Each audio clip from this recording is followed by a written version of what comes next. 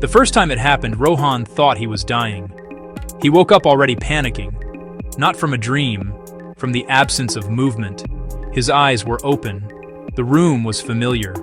The ceiling fan was still turning, but his body didn't respond. He tried to lift his arm. Nothing. Tried to turn his head. Nothing. Then came the weight. Not sudden, not crushing, just present. As if someone had gently sat down on his chest and forgotten to stand back up. His breathing shortened immediately. Each inhale felt shallow, incomplete, like air was being stolen halfway in. This is how heart attacks feel, he thought. He tried to shout. Only a thin wheeze escaped his throat. That's when he noticed the sound. Breathing. Not his. Too slow. Too close. Right above his face. His eyes slid, millimeter by millimeter, toward the edge of the bed. Something was there, not fully formed, more like a shape the darkness refused to give up. A pressure where knees should be, a dip in the mattress where hands might rest. And then, the weight shifted, sank deeper. His chest compressed. Pain flared sharp and electric, shooting down his ribs. His vision flickered. Just before everything went black, the pressure lifted. He gasped, rolled onto his side. Sweat soaked through the bed sheets, heart hammering so violently it hurt. The room was empty. He didn't sleep again that night. The doctor called it sleep paralysis. Stress, she said. Overwork. Your brain waking before your body. She smiled like the explanation was enough. It happened again 3 nights later. This time, Rohan recognized it instantly. The stillness, the trapped body, the weight arrived sooner. He tried not to panic. Told you this would happen, his mind whispered. The pressure wasn't centered anymore. It leaned, more weight on his left side, enough that his ribs groaned. He felt fabric brush his cheek, cold, like damp cotton. Something moved closer to his face. He kept his eyes shut this time. He didn't want to see. The breathing returned, slow and wet, as if air passed through fluid before reaching lungs. Then, a finger pressed into his sternum. Not hard, just enough to test resistance. Another finger joined it, then a palm. The weight leaned forward. His lungs screamed. Black spots bloomed in his vision. He thought briefly of his mother, how she used to sit on the edge of his bed when he was sick, hand resting lightly on his chest to feel him breathe. Rohan screamed. He stopped sleeping in his bed, moved to the couch, kept the lights on, drank coffee until his hands shook. The paralysis followed him anyway. Different rooms, different positions.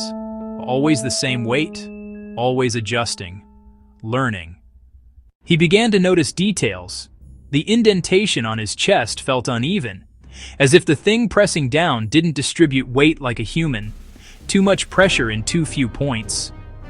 Once, during an episode, he felt something slide from his collarbone down to the base of his throat, a finger hooking gently into the hollow above his sternum. Testing, mapping. When the paralysis broke, his skin burned where it had touched. He started recording himself sleeping, just in case. The first few nights showed nothing. Then one video caught something odd.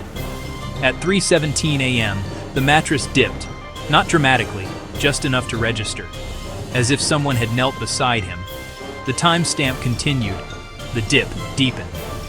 Rohan woke up in the video, eyes wide, chest rising shallowly. Something pressed down, invisible but unmistakable. The camera audio caught a faint sound, a breath, not his. He stopped watching after that. Bruises appeared, small at first, finger-shaped, yellowing along his ribs. Doctors suggested he might be hurting himself during episodes. He laughed too loudly at that. He began sleeping upright, tied his arms loosely to the chair, anything to keep control. The weight still came. This time, it climbed. From his stomach, to his chest, to his throat. He felt pressure on his sternum, measuring. The breathing moved closer to his ear. A whisper brushed his skin. Not words, just air, like someone practicing how to speak. He realized something then. It was never fully there, not until he noticed it, not until he acknowledged the weight. It needed his awareness, his fear. One night, exhausted beyond reason, he decided to fight it. When the paralysis hit, he forced his eyes open, forced them to focus. The shape above him sharpened. A mass crouched on his chest. Human-shaped, but wrong. Its limbs were too thin, joints bent the wrong way. Its face, pressed inches from his own, was smooth, featureless, except for a shallow dent where a mouth might someday form. Its chest moved, learning how to breathe. Its weight shifted, perfectly centered now, balanced. Rohan felt something snap inside his ribcage. Pain exploded white-hot. The thing leaned down, its blank face pressed against his, and for the first time, it spoke. Through his lungs, using his breath, a broken whisper forced out of his own mouth. "Stay still." The paralysis didn't lift. Neighbors heard screaming the next morning.